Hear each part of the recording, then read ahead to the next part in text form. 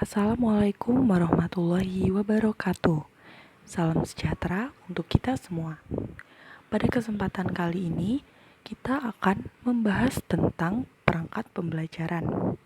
Sebelumnya, perkenalkan kami dari kelompok 11.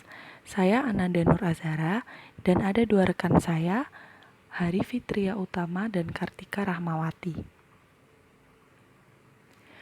Baik, kita mulai tentang definisi dari perangkat pembelajaran. Jika dipecah, perangkat artinya adalah alat atau perlengkapan, dan pembelajaran ialah sebuah cara atau proses untuk menjadikan orang belajar.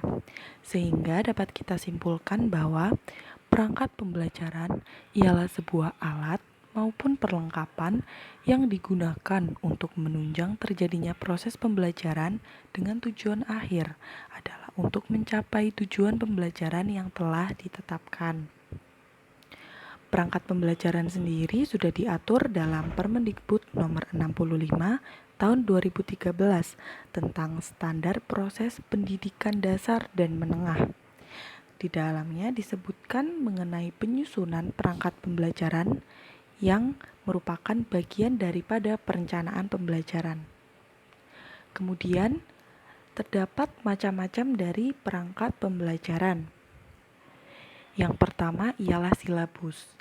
Silabus sendiri merupakan rencana pembelajaran dalam sebuah kelompok mata pelajaran atau dalam tema tertentu, yang di dalamnya memiliki komponen yang pertama, standar kompetensi, yang kedua, kompetensi dasar, yang ketiga, materi pembelajaran, yang keempat, kegiatan pembelajaran, yang kelima, indikator, yang keenam, pencapaian kompetensi penilaian, yang ketujuh, alokasi waktu, dan terdapat sumber belajar. Macam yang kedua ialah RPP.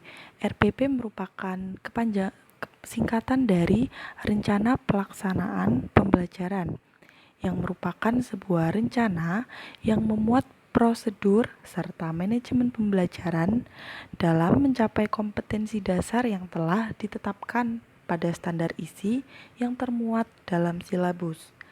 RPP sendiri memiliki komponen.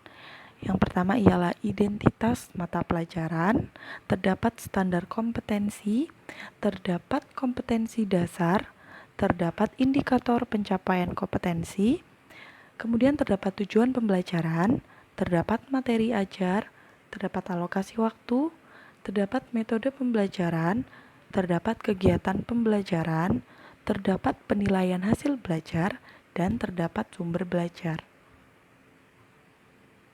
Nama saya Hari Fitria Utama.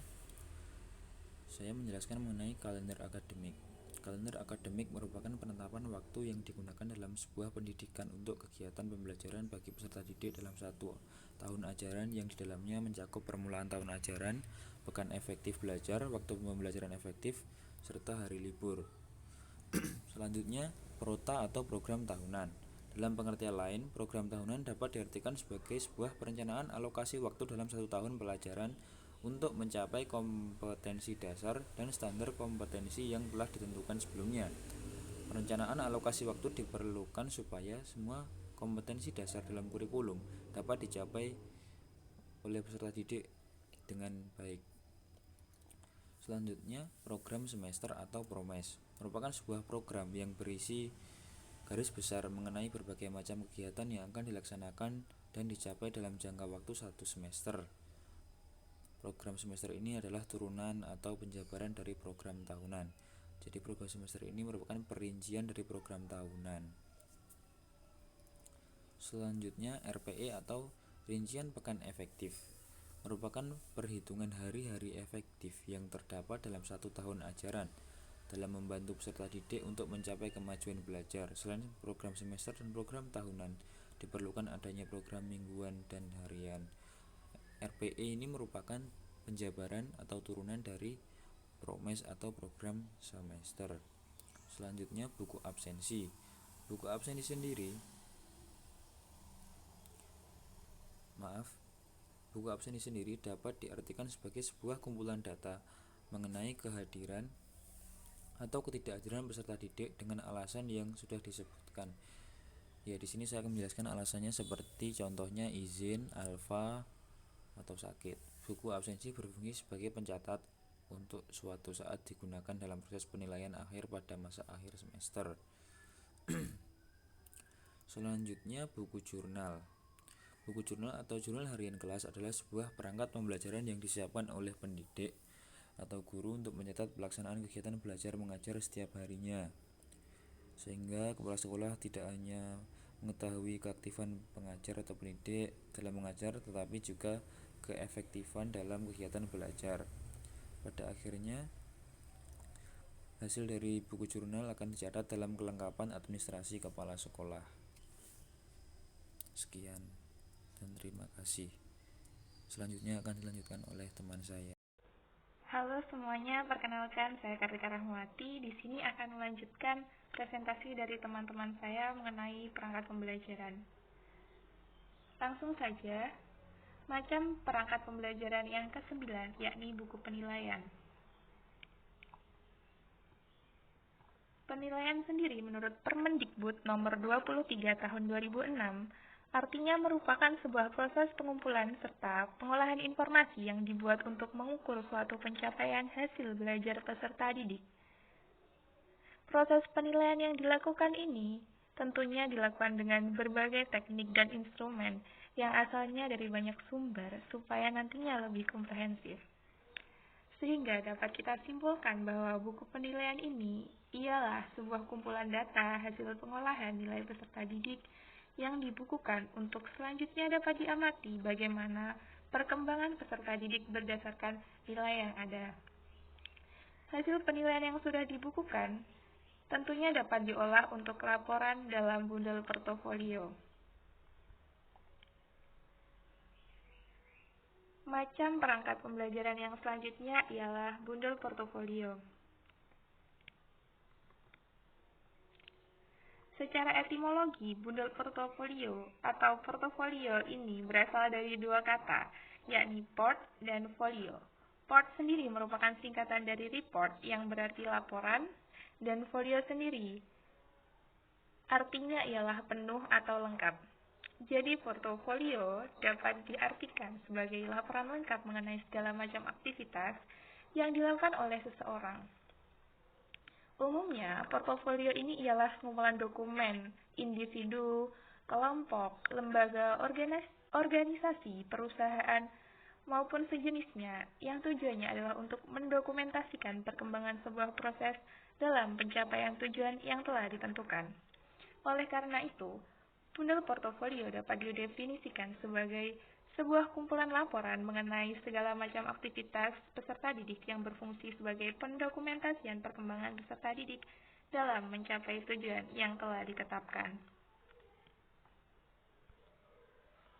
Macam perangkat pembelajaran yang selanjutnya ialah bank soal. Sederhananya, bank soal ini biasa didefinisikan oleh pendidik sebagai kumpulan butir soal tes.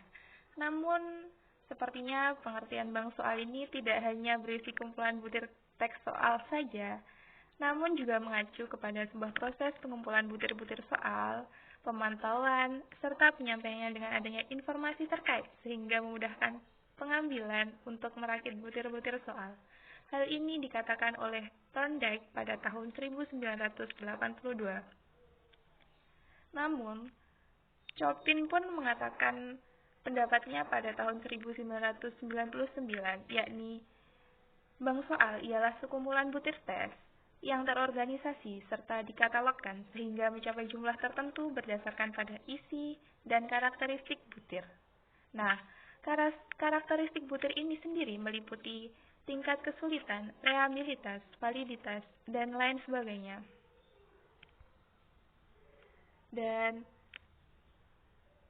macam perangkat pembelajaran yang terakhir yakni media pembelajaran.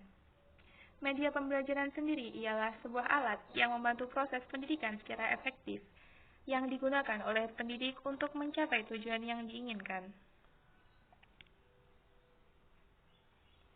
Hal ini dinyatakan oleh Salahuddin pada tahun 1986, sedangkan menurut Umar Hamalik Pengertian dari media pembelajaran sendiri yakni merupakan sebuah alat, metode, dan teknik yang digunakan pada pembelajaran dalam rangka untuk mengefektifkan komunikasi serta interaksi antara pendidik dengan peserta didik dalam sebuah proses pendidikan dan pembelajaran di sekolah. Dari materi yang telah kami sampaikan dapat ditarik beberapa kesimpulan sebagai berikut. Perangkat ialah alat atau perlengkapan, dan pembelajaran ialah cara atau proses menjadikan orang untuk belajar. Sehingga dapat kita simpulkan bahwa perangkat pembelajaran adalah sebuah alat maupun perlengkapan yang digunakan untuk menunjang terjadinya proses pembelajaran dengan tujuan akhir adalah untuk mencapai tujuan pembelajaran yang telah ditetapkan. Selain itu, perangkat pembelajaran juga terdiri dari berbagai macam, di antaranya silabus, RPP, kalender akademik, prota atau program tahunan, promes atau program semester, rincian pekan efektif, buku absensi, buku jurnal, buku penilaian, buku portofolio, bank soal, dan media pembelajaran. Alhamdulillah, presentasi dari kelompok 11 pada pertemuan kali ini dapat selesai dengan baik. Semoga apa yang telah kami sampaikan dapat bermanfaat ke depannya. Amin, amin ya rabbal alamin. Kami juga mengucapkan terima kasih yang sebanyak-banyaknya kepada semua teman-teman yang telah menyempatkan diri untuk menonton presentasi dari kelompok kami. Ada kurang dan lebihnya kami mohon maaf. Wassalamualaikum warahmatullahi wabarakatuh.